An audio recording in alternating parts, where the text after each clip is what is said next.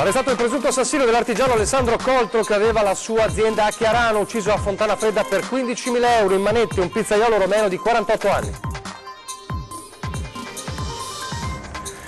Padova e l'incubo spaccate, colpo numero 37 nel weekend. Il caso stasera sotto i riflettori di Ring, con ospiti in studio e collegamenti in diretta con i commercianti esasperati. La bancarella della Sagra del Rosario di San Donà prende fuoco nella notte, esplode anche una bombola di gas, intervento dei vigili del fuoco per scongiurare il peggio. L'angoscia e i timori di 15 famiglie di Dese, la cui vita rischia di essere sconvolta dagli imminenti lavori per portare all'aeroporto i binari del treno. Mamma incinta al 9° mese fa nascere la sua terzogenita a bordo di un'ambulanza allestita come una sala parto d'emergenza, accade a Crespano del Grappa. Viaggio nella memoria della Grande Guerra, le foto inedite realizzate dagli austriaci nelle nostre zone dopo la disfatta di Caporetto. Basket esordio ok per Reyer e De Longhi, Lagunari battono Torino ma solo a supplementare, Treviso vince al Palaverde contro Ferrara. Telespettatori di Antena 3, buongiorno, ben ritrovati, buon inizio di settimana, la prima edizione dei nostri telegiornali. In primo piano c'è la cronaca per tornare a parlare dell'omicidio di Alessandro Coltro, l'artigiano di Chiarano, freddato con 4 colpi di pistola a Fontana Fredda. Ebbene, ci sarebbe una movente di carattere economico alla base del delitto. Ieri è stato bloccato il suo presunto assassino.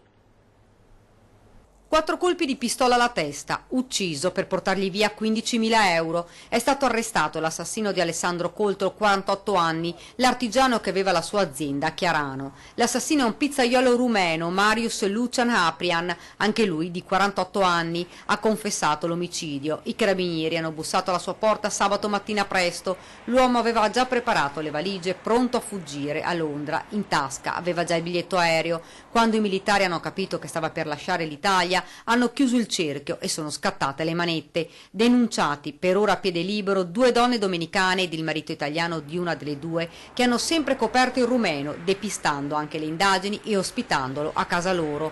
Secondo quanto avrebbe raccontato ai carabinieri di Pordenone, il rumeno avrebbe dovuto vendere alla vittima un Rolex da 50.000 euro per soli 15.000 euro. In realtà Coltro era l'intermediario di una terza persona che aveva affidato a lui i soldi e il compito di consegnare il denaro. Ma quando è arrivato sul luogo dello scambio, in quel boschetto a Fontana Fredda, non c'era nessun Rolex. Il rumeno ha cercato di portare via i soldi a Coltro, che si è opposto. È nata una colluttazione e l'assassino ha tirato fuori una calibro 22, colpendolo alla testa ben 4 volte. Ha detto agli investigatori che aveva preso paura perché pensava che anche la vittima avesse una pistola, ma Coltro non aveva nessun'arma. Il rumeno, portato in carcere, deve rispondere di omicidio a scopo di rapina, porto abusivo di arma contraffatta. Avevo bisogno di soldi, ha confessato agli investigatori, volevo portargli via i 15.000 euro. I carabinieri hanno anche trovato e sequestrato la pistola utilizzata, munita di silenziatore. A inchiodare il rumeno i messaggi tra la vittima e l'assassino, messaggi recuperati dal cellulare proprio di Coltro, e le immagini della videosorveglianza della zona che riprendono l'auto della datrice di lavoro di Aprian arrivare nel parcheggio e lasciarlo nel luogo dell'agguato.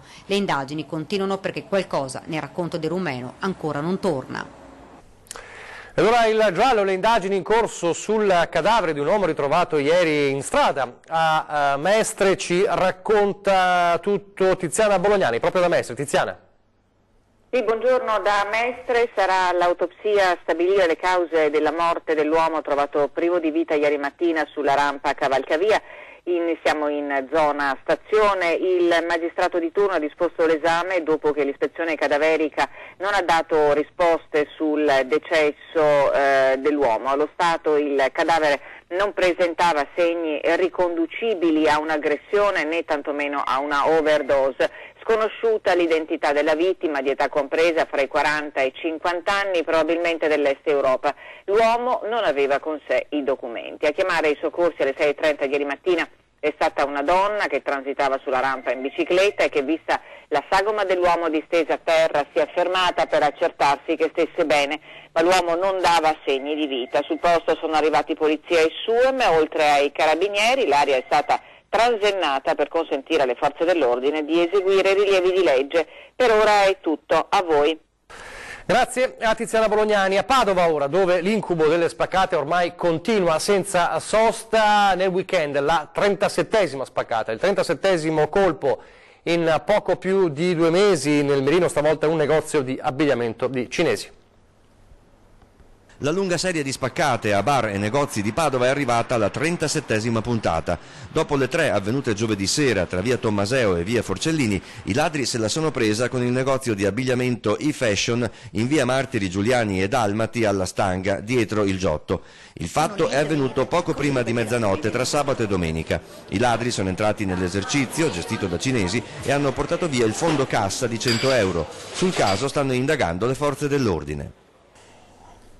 Ed è un tema diventato praticamente nazionale, come sappiamo se ne è occupato anche il Ministro dell'Interno Matteo Salvini, se ne occuperà Ring questa sera sotto i riflettori della nostra trasmissione, ma ne parliamo al termine del nostro telegiornale. Continuiamo con la cronaca e parliamo della paura vissuta stamane a Bassano del Grappa. All'interno di una tipografia i vigili del fuoco sono riusciti a salvare un'anziana nell'appartamento al piano di sopra che era invaso dal fumo. Accorsi da Bassano e successivamente da Vicenza con 3 squadre, i pompieri hanno raggiunto l'anziana 83enne e dopo averle fatto indossare un cappuccio a sovrappressione per respirare aria pulita l'hanno fatta scendere per la scala a pioli degli stessi soccorritori. Altri operatori nel frattempo hanno spento l'incendio divampato per probabili cause elettriche al piano terra dello stabile. L'anziana è stata presa in cura dal personale del SUEM 118 per essere portata in ospedale.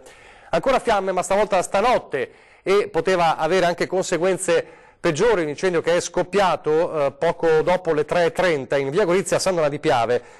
In fiamme una bancarella del Croccante all'interno della sagra della Madonna del Rosario. Fortunatamente, essendo notte fonda, non c'era nessuno in zona, ma le fiamme hanno coinvolto anche 2 bombole di gas GPL, di cui una è scoppiata, una tremenda esplosione. La squadra arrivata dal locale di distaccamento ha spento il rogo che ha completamente distrutto la bancarella di Dolciumi. Il nucleo NBCR, il nucleo biologico, chimico, radiologico, è intervenuto da Mestre e ha provveduto alla bonifica anche della seconda bombola coinvolta dalle fiamme. Le cause dell'incendio sono al vaglio dei tecnici dei vigili del fuoco e le operazioni del soccorso sono terminate dopo circa 3 ore. E tanta paura ieri mattina a Istrana, un incidente tra 2 auto dove è rimasto ferito anche un bimbo di 2 anni. Le sue condizioni fortunatamente non sono gravi, ma è stato portato in ospedale per accertamenti. Altre 2 persone sono rimaste ferite nello stesso sinistro, la mamma del piccolo e l'altro automobilista. Sul posto sanitario del SUEM 118 e i vigili del fuoco per estrarre dai rottami delle macchine i feriti. I pompieri hanno dovuto tagliare le lamiere, come vediamo nelle immagini. Alle forze dell'ordine è il compito di ricostruire la dinamica dell'incidente. Una storia a lieto fine, quella sempre dal Trevigiano, di una donna incinta che era al 9° mese appunto di gravidanza e che ha fatto nascere di fatto la sua terzogenita in ambulanza. È successo a Crespano. Quando la piccola Lina ha fatto sentire la sua voce iniziando a piangere come fanno tutti i neonati quando vengono al mondo, per i genitori e i medici è stata una gioia difficile da descrivere. La bambina è nata ieri mattina, pochi minuti dopo le 9, con un parto d'emergenza in un'ambulanza trasformata in fretta e furia in sala parto. Il tutto inizia quando la futura mamma, una donna di origini marocchine di 32 anni, viene accompagnata dal marito, suo connazionale, alla guardia medica di Crespano. Di turno ci sono 2 medici, più un medico del SUEM 118, gli infermieri e i volontari in servizio. La donna è in preda a forti dolori. I sanitari capiscono che bisogna subito trasportarla all'ospedale, ma giunti sul piazzale la situazione si aggrava e la 32enne, in preda a dolori insopportabili, si accascia a terra. A quel punto i medici vedono che la neonata ha fretta di nascere, non c'è tempo per arrivare in ospedale. La mamma viene fatta stendere all'interno dell'ambulanza del SUEM di Crespano, nel frattempo allestita in una sala parto d'emergenza. Tutti i medici e gli infermieri presenti si precipitano intorno alla donna per aiutarla a partorire. Ma quando Lina viene al mondo ci si rende conto che la piccola rischia di soffocare per un giro di cordoni ombelicali intorno al collo, che viene immediatamente liberato, e così alla fine arriva il pianto della neonata. Un lieto fine reso possibile dalla preparazione e dalla professionalità del personale sanitario presente. Ora mamma e bimba sono ricoverati in ospedale a Castelfranco, stanno entrambe bene e attendono di tornare a casa dal papà e dai 2 fratelli maggiori. E i vigili del fuoco sono intervenuti la notte scorsa presso l'Ungadige Re Teodorico a Verona per soccorrere una giovane ragazza caduta per circa 8 metri sui sassi della riva del fiume. intervenuti con 4 automezzi, tra cui l'autoscala e gli operatori SAF del nucleo speleo alpino fluviale. I pompieri hanno recuperato la donna ferita ma fortunatamente cosciente. Dopo averle prestato il primo soccorso è stata posizionata nella barella per essere poi recuperata con l'autoscala. La giovane è stata presa in cura dai sanitari del SUEM, l'hanno stabilizzata e trasferita in ospedale. Le operazioni di soccorso sono terminate dopo 1 ora e mezza circa. Sempre a Verona, ma lasciamo la cronaca, continua a far discutere la mozione anti-aborto di fatto per la vita che è passata in Consiglio Comunale a Verona anche col voto della capogruppo del Partito Democratico, una capogruppo al quale da giorni ormai i vertici del PD chiedono le dimissioni. Abbiamo sentito le parole di amministratrici e non, comunque esponenti del Partito Democratico su questa vicenda. Il tema dell'interruzione di gravidanza irrompe nei lavori del Partito Democratico Trevigiano a Monastier dopo la mozione antiabortista approvata dal Consiglio Comunale di Verona e votata anche dalla capogruppo del PD su cui si è scatenata la bufera. Sono le donne, siano esse sindaco, consigliere comunale o abbiano seduto in Parlamento, a commentare quello che ritengono un attacco alla legge 194. Indietro non si torna, dicono, guai a mettere in discussione un diritto fondamentale. Mi pare strano che una consigliera comunale non sappia che la legge è laica e noi dobbiamo consentire in uno Stato laico di avere leggi laiche. Anzi, sulla questione della 194, ancora adesso, a tanti anni di distanza, abbiamo ancora chi fa l'obiettore e non permette negli ospedali pubblici di poter abortire. Dobbiamo garantire la laicità dello Stato, poi ognuno nella sua coscienza deciderà. Bisogna cercare di evitare di arrivare a che una donna scelga l'aborto, c'è l'informazione, c'è la formazione, c'è la contraccezione, però non si può tornare indietro su questo che è un atto di, come dire, uno deve essere in grado di autodeterminarsi. L'aborto non è una scelta che una donna fa a cuor leggero, molto spesso è messa di fronte a questa scelta anche per questioni anche di salute del feto stesso, quindi insomma noi dobbiamo dare la possibilità di scelta alle donne, non possiamo limitarla e bloccarla e tornare indietro a 50 anni fa. Voglio ricordare che ancora oggi ci sono 24.000 persone morte, donne morte perché abortiscono in maniera del tutto inadeguata. Quindi non togliamo garanzie sanitarie alle donne perché sarebbe criminale, aumentiamo le garanzie dal punto di vista dell'aiuto psicologico, economico e di assistenza. Un'altra vicenda che fa discutere dallo scorso weekend, anche per i suoi contorni non chiarissimi, è quello della denuncia fatta su un lungo video su Facebook di una ragazza che ha denunciato un caso di razzismo in ambito lavorativo. Ci parla di questo, dei suoi sviluppi anche Tommaso Stoppa al telefono. Tommaso.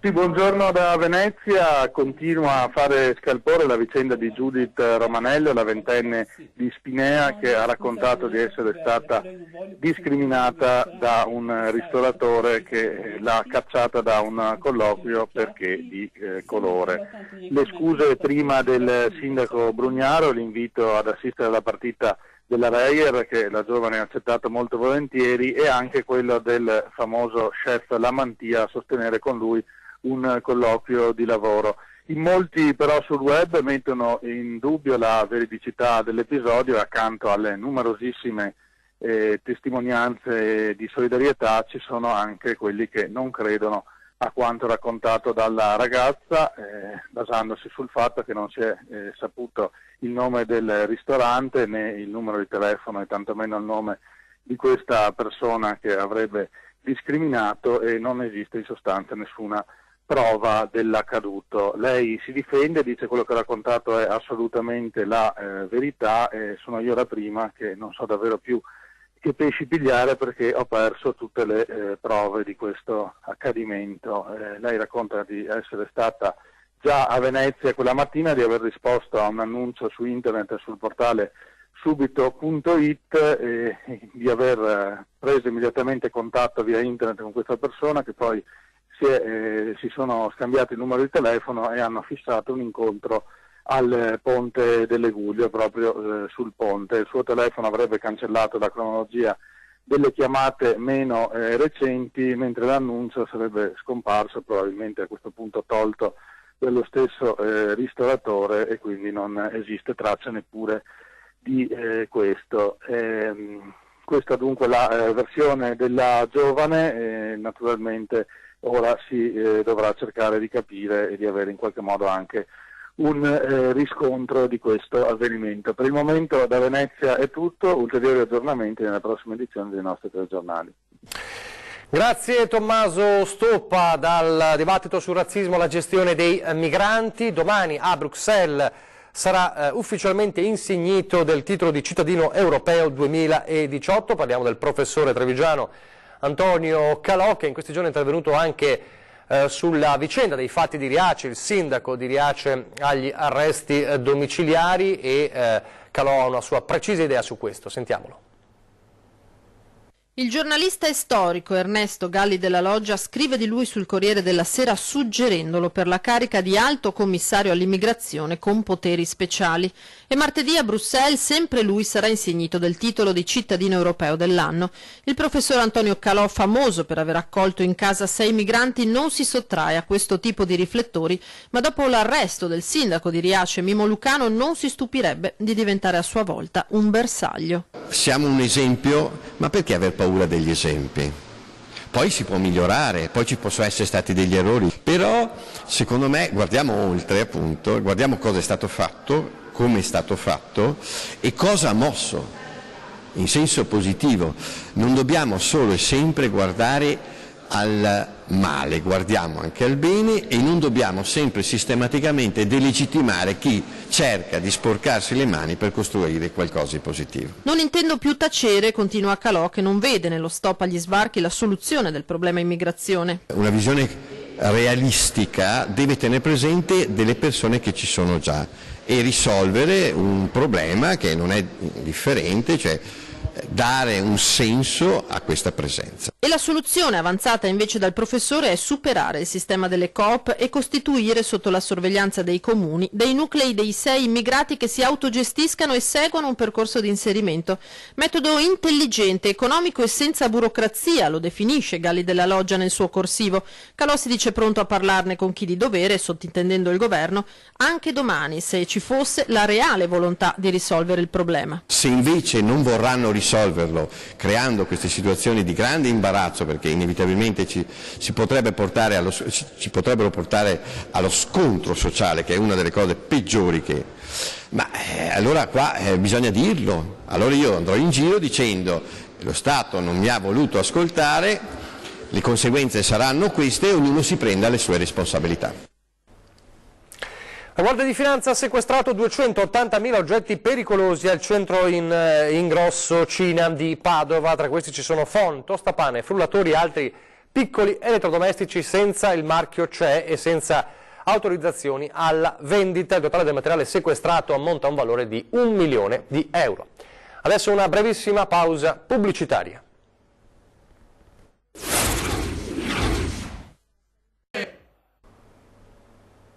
Rieccoci in studio in diretta con la prima edizione del nostro telegiornale per andare ad Esera, raccogliere l'angoscia e i timori di 15 famiglie la cui vita rischia di essere davvero sconvolta dagli imminenti lavori per portare all'aeroporto i binari del treno. Abbiamo raccolto le loro voci. Adesso vi mostro un progetto previsto già dal 2005 che sarà probabilmente simile a quello che è in fase di progettazione. Questo è il sedime ferroviario che adesso esiste, che è la Venezia-Trieste. Sarà costruito un nuovo ramo che viene da Mestre e va verso l'aeroporto e un secondo ramo che da Treviso va ancora verso l'aeroporto. Questo crea un'area completamente chiusa dove ci sono una quindicina di famiglie che non sanno cosa gli succederà. Per le famiglie che vivono nel tratto terminale di Via Altinia, a Praello di Dese, ogni giorno potrebbe essere quello in cui sapranno se le loro case resteranno in piedi o verranno abbattute per far posto ai binari che dovrebbero arrivare all'aeroporto nel 2024. Stai sempre con quest'ansia, sì, vado via, vengono, passano, sì, non vivi tanto bene, ecco. Non sappiamo chi verrà espropriato, cosa ci espropieranno, che case andranno abbattute c'è gente che si preoccupa, insomma, c'è mia zia qua che ha 70 anni, non sa, ci sono voci che va via, che gli buttano via la casa, non sa dove andare, insomma, è un po' preoccupata. Io vorrei stare qua perché è abituata con il mio orto, con i miei polli, insomma, mi dispiacerebbe dove vado. Sì, insomma, un'età, insomma, 73 anni. Mi dovrei toccarmi, ma così mi fa la ferrovia, a mettere non va niente, no. No. Chi gli vendo dopo? La ferrovia è Stato che vendo. Il timore dei residenti è che manchi il tempo per discutere il progetto e ottenere tramite la mediazione del comune una serie di compensazioni e mitigazioni che rendano l'opera meno impattante. Forse il sindaco potrebbe darvi una mano? Non vedo quante manchi te dà, sua testa te dà e man. Meno che ne vedo uno politico che si allarma per date una mano. Così ora votare se tutti bravi e tutti bei. E vota per me, te vedrà che dopo te sistemiamo altri. A fianco dei cittadini si schierano i consiglieri PD Monica Sambo e Alessandro Baglioni che invitano l'amministrazione a una discussione pubblica. A seguito di un accesso agli atti sono a conoscenza che le carte in comune ci sono, non ovviamente il progetto definitivo, ma alcune bozze sono presenti in comune. Quindi chiediamo, abbiamo anzi già chiesto con un'interpellanza, di poter confrontarci insieme alla cittadinanza per capire quali siano le migliori soluzioni. È una zona abbastanza dimenticata dal comune e dalle amministrazioni, è il momento di rimediare e veramente di dare ascolto e cercare di fare tutto quello che si può fare perché questo progetto, che è voluto anche dalla popolazione locale, sia fatto nel migliore dei modi. Cambiamo argomento e la nostra tappa usuale nel viaggio della memoria della Grande Guerra. Questa volta parliamo di fotografie, foto inedite realizzate dagli austriaci nelle nostre zone dopo la disfatta di Caporetto. Uno dei combat film della Grande Guerra. Fotografi dell'esercito di Francesco Giuseppe al seguito delle truppe austro-tedesche nell'invasione dopo Caporetto. Sono loro che hanno realizzato queste immagini inedite che Lando Ardizzani è riuscito a recuperare dall'archivio storico fotografico di Vienna. Un'attesa paziente di quei negativi ristampati dopo un secolo dalla loro prima esposizione sui nostri orizzonti. Tante le fotografie scattate da questi soldati senza fucile, armati di quella cassettina magica che ha fermato il tempo e che oggi ci restituisce non tanto ciò che è accaduto un secolo fa sulle nostre terre, ma i volti di chi alla fine di ottobre del 1917 non ha passato il Piave. Sono i civili rimasti in sinistra Piave, in balia degli eserciti austriaci e tedeschi. Una differenza non marginale raccontata da queste immagini. L'ho fatto perché io vado spesso nelle scuole a parlare con i ragazzi anche per il loro futuro, per l'orientamento, ma essendo questa ricorrenza del centenario molto importante, ho pensato di portare ai ragazzi la testimonianza dello stile di vita di 100 anni fa e del persistere di un barlume di umanità anche vicino all'orrore della guerra nelle immediate retrovie del fronte. Immagini che volevano raccontare che gli invasori non erano cattivi, che non bruciavano, rubavano, stupravano. Così le donne sorridono ai soldati mentre con la pala sostituiscono padri, fratelli e mariti sul fronte opposto. E ancora i bambini sembrano quasi divertirsi vicino a questi signori dai lunghi baffi. Ma a guardare bene sono tutte foto di propaganda, dove l'invasore è sempre presente. Nei cantieri come nelle filande, fino ad arrivare ai campi, dove addirittura i soldati vangano la terra invece di combattere. Invasori non solo umani, ma addirittura generosi, che permettono a due figli prigionieri di incontrare sotto ad una vigna la loro mamma. E qui scopriamo il vero volto della guerra, che è di questo bambino, che è il terrore di una violenza che non capisce. Del resto, la vera immagine della Grande Guerra di chi è rimasto di là del fronte è questa, il basso rilievo di quell'altare dedicato agli italiani e alle italiane che il Piave non sono riusciti a passarlo. Dopo la tappa di Lucio Zanato nella memoria della Grande Guerra siamo allo sport. È stato un esordio positivo per Venezia e Treviso nel campionato di basket. La Reyer ha strappato una vittoria all'ultimo minuto, non senza sofferenza peraltro, all'overtime battendo il difficile avversario di Torino 76-75, una Torino allenata quest'anno da un santone del basket NBA come Larry Brown. Più netto il distacco tra la De Longhi e Ferrari, di cui vediamo le immagini, di fronte a quasi 5.000 spettatori al Palaverde. La squadra di coach Max Menetti ha battuto gli Estensi per 76-69, la vittoria Anche questa non certo facile per i biancoazzurri, che in alcuni momenti della gara sono apparsi anche in difficoltà, e di questo ha parlato anche il coach Menetti nel dopo partita. Siamo in chiusura, vi ricordo gli appuntamenti con la programmazione. Subito dopo noi ore 13 in diretta, come sempre anche in streaming.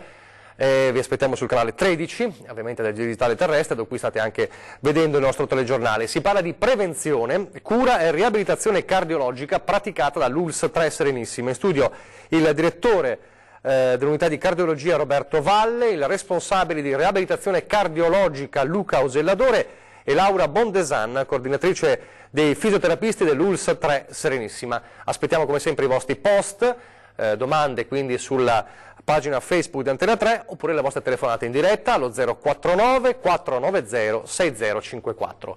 Questa sera poi 20:10 parliamo di manovra, torniamo a parlare di manovra e dei suoi effetti con la CISL, con Cinzia Bonan, segretario CISL Treviso Belluno, e Massimiliano Nobis, segretario FIM CISL del Veneto. E poi, come dicevamo anche in apertura di TG, torna Ring, il talk show del lunedì, e questa sera i riflettori sono puntati proprio su Padova, una città in guerra, è il titolo emblematico, e dedicheremo la puntata quindi alla città di Padova, sotto attacco dei criminali che in 2 mesi hanno assaltato più di 30 negozi. Lo spaccone, chiamiamolo così, continua ad agire colpendo anche esercizi simbolo, ma le bande sono più di una. In studio con Ferdinando Varino ci sono Antonio Bressa, assessore al commercio di Padova, Alain Luciani della Lega, Eleonora Mosco di Forza Italia e Marco Carrai della lista Lorenzoni, sindaco Orizzonti. E poi in collegamento da Padova, in diretta, i commercianti esasperati da questa vero incubo e le associazioni di categoria. Da non perdere dunque Ring questa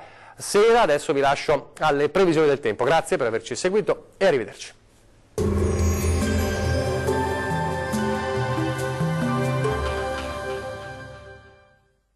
Ben ritrovati al meteo. Prosegue l'instabilità, sia pure in misura più lieve, ma vediamo il dettaglio di lunedì 8 ottobre. Sul Veneto il cielo sarà irregolarmente nuvoloso, tuttavia con qualche pausa soleggiata in più rispetto ai giorni scorsi. Non si escludono dei locali rovesci sul Bellunese e sulle province occidentali della nostra regione, ma la tendenza sarà per un miglioramento. Temperature minime tra 13 e 16 gradi. Valori massimi compresi invece tra 20 e 24 gradi circa. Diamo ora uno sguardo al Friuli Venezia Giulia. Situazione molto simile, con qualche nube sparsa sin dal mattino e con isolati piovaschi specie al pomeriggio. Ampie pause asciutte e generale miglioramento col passare delle ore. Vediamo anche le temperature, le minime saranno comprese tra 14 e 16 gradi. Le massime invece oscilleranno tra 21 e 23 gradi circa. Vediamo infine la situazione del Trentino Alto Adige. Non cambia di molto la previsione, anche in questo caso ci sarà più spazio per qualche schiarita al mattino. Nel pomeriggio invece sarà possibile qualche temporale sui settori meridionali della nostra regione, ma migliorerà entro la serata. Temperature minime sui 13 gradi circa. Valori massimi compresi invece tra 22 e 24 gradi. Dal meteo per ora è tutto. Arrivederci.